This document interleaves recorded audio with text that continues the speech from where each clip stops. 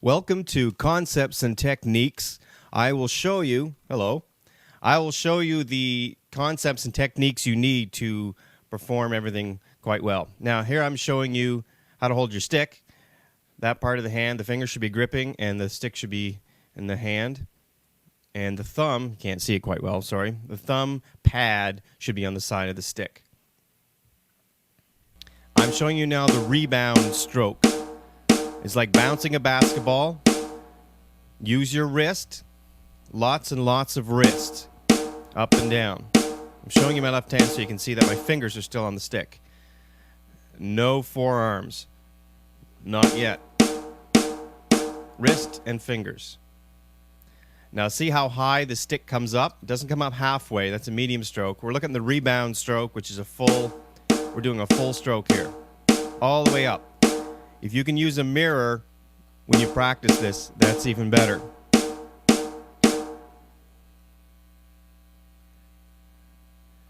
Do 8 on each hand to start with. And then right, 6, 5, 6, 7, 8.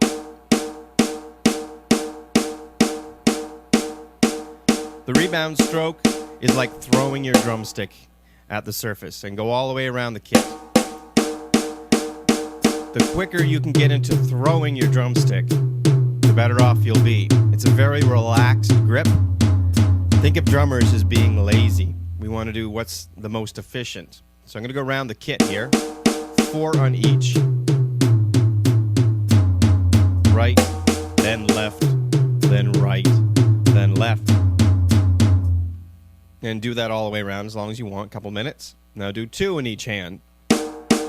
Double strokes. This is actually a rudiment. Lots of wrists. Hands are open. I got some air between my fingers and the palm of my hand.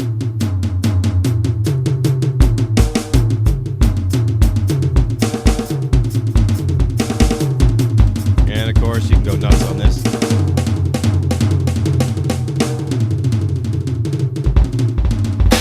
Double strokes are used a lot, so you need to put a lot of time into double strokes. Now I'm going to show you the down stroke, or the controlled stroke.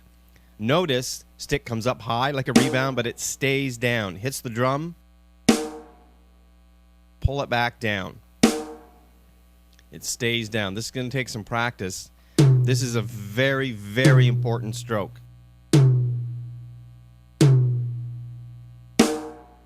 See how the stick remains parallel to the head after it's struck. It does not come back up. It's not a rebound stroke. It's a down stroke because it stays down.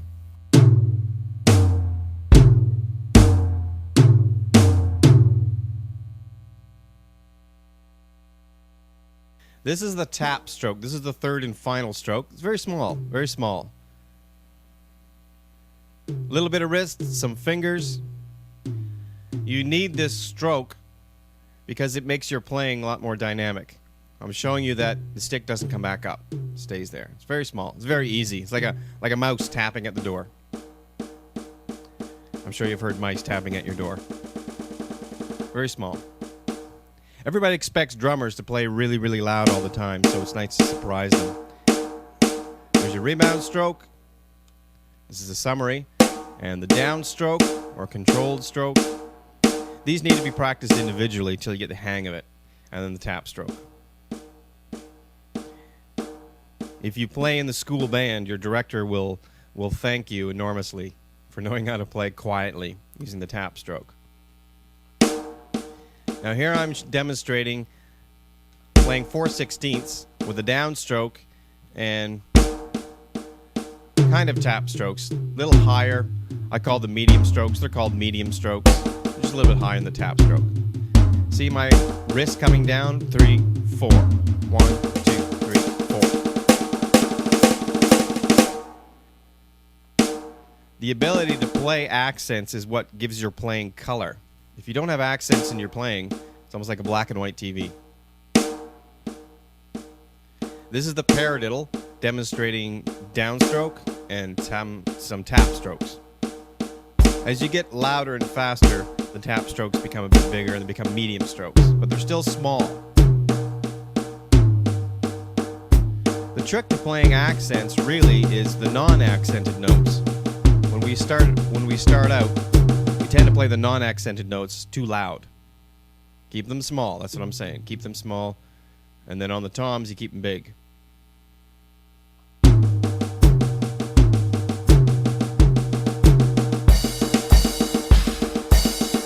And I'm just going around the kit. This is the paradiddle again.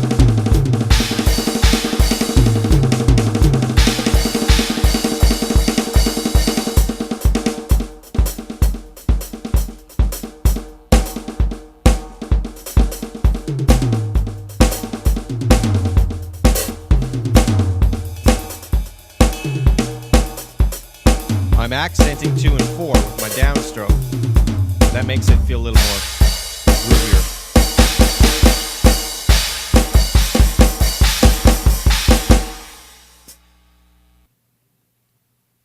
Double strokes. Drummers need to work a lot on their double strokes. In my teaching, use your wrists and your fingers at the beginning. Use your wrists and fingers. Keep the fingers on the stick. Big thing. Keep the fingers on the stick. In my teaching practice, the most consistent thing I see are double strokes, not played fast enough. You have to spend a lot of time practicing double strokes because we use them a lot. They're very, very handy.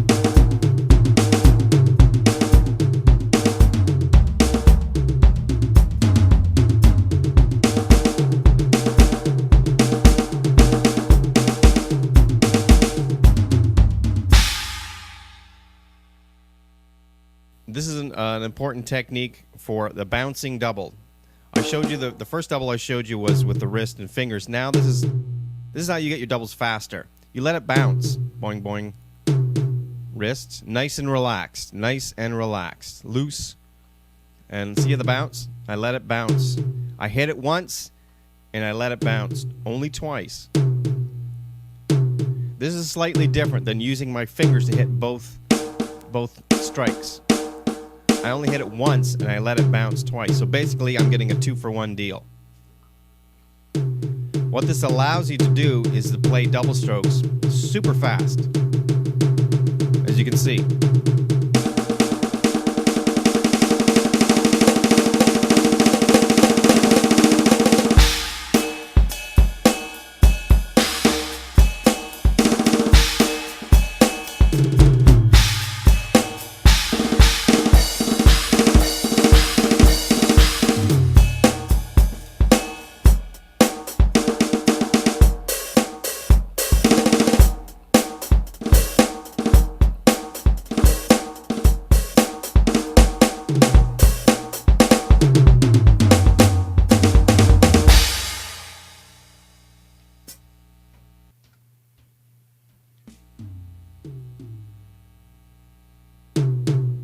Now, splitting your doubles on 2 surfaces. I say surfaces because you could split them between 2 cymbals, between a cymbal and a drum. See how I'm splitting it? Right, between 2 drums. Boom, boom, like that. This is nice. This is very funky. The snare and the floor tom are very nice. They're right next to one another. The difference in sound is quite nice.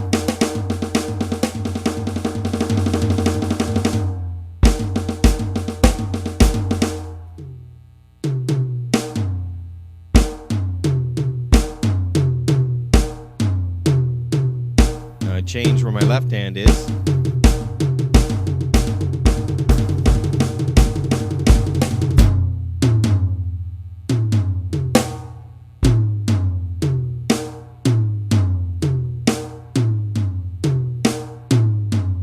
Now both hands are split.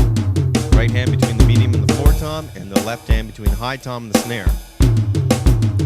Not only does this sound cool, but it looks cool. 1, 2, 3. People don't know what you're doing. Looks like you're dragging your sticks across the drums. 3, 4. 1, 2, 3, 4. 1, 2, 3, 4. 1. I'm playing 16ths on this beat for the fill.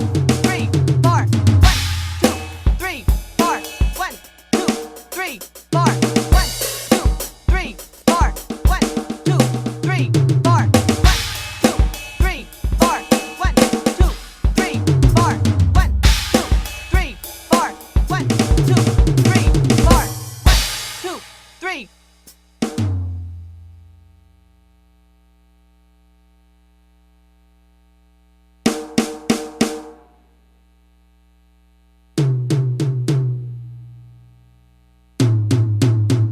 giving you 4 16th notes here.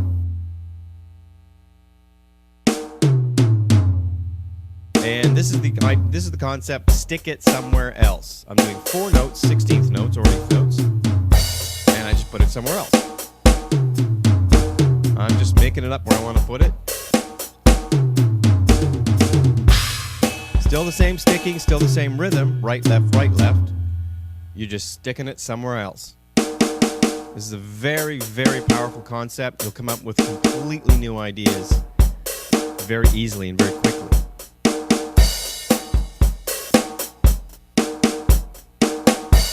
Here I'm just brainstorming. I don't think I've done some of these before. I'm just trying it out. Oh, that's pretty good. Try this.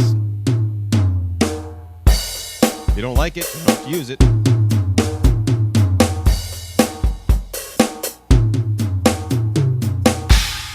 However, if you do find a pattern that you think, whoa, that's pretty cool, then keep doing it. Memorize it. Put it in your toolkit.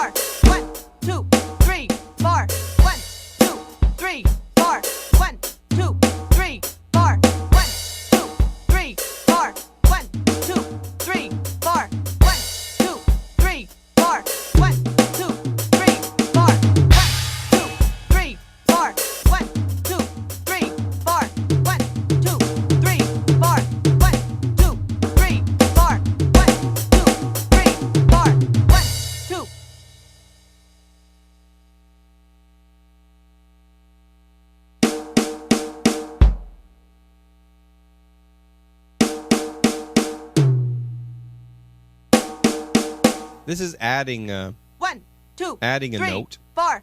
1, 2, 3, 4. Adding a rest, which is silence. 4. 1, 2, 3, 4. 1, 2, 3, 4. 1, 2, 3, 4. 1, 2, 3, 4. 1, 2, 3, 4. 1, 2, 3, 4. 1, 2, 3, 4. 1, 2, 3, 4. 1, 2, 3, 4. 1, 2, 3, 4. 1, 2, 3, 4.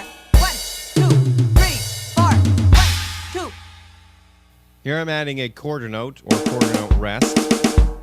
Sometimes I play another surface on the quarter note. 1, 2, 3. This is a little tricky. I'm adding an 8th note rest or an 8th note. 4. The 4-note pattern. 3, 4. 1, this you have to 3, count out. 4. 1, 2, use a metronome, write it down. 1, 2, 3, 4. See what it looks 1, like. 2, 3, 4. 1, 2, 3, 4. 1, This is a little more of an advanced concept. 3, 4. 1, 2, 3, 4. 1, 2, 3, 4. 1, 2. But very effective. It makes your fills a little less predictable, a little more funky, more syncopated. 3, 4. 1, 2, 3, 4. 1, 2, 3, 4. 1, 2.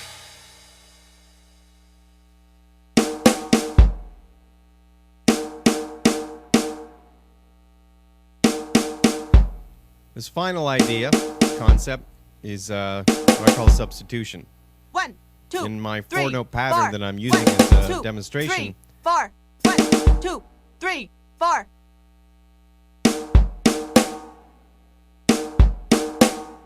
1, 2, 3, 4. 1, 2, 3, 4. 1, 2, 3, 4. 1, 2, 3, 4. 1, 2, 3, 4. 1, 2, 3, 4. 1, 2, 3. 1, 2, 3, 4. 1, 2, 3, 4.